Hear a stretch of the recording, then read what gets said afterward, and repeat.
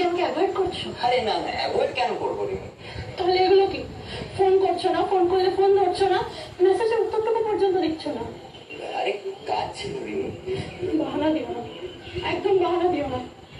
দেখো দেখো, তোমার যদি এই সম্পর্কটা না রাখার থাকে তুমি আমাকে সোজাসুজি বলে দাও, কিন্তু আমার সাথে এই ব্যবহারটা করবো না। হাত জোর করছি আমি তোমার কাছে। কিসব করছো এটা? এটা রাস্তা, এখানে এভাবে সিন ক্রিয়েট করো না রিমি।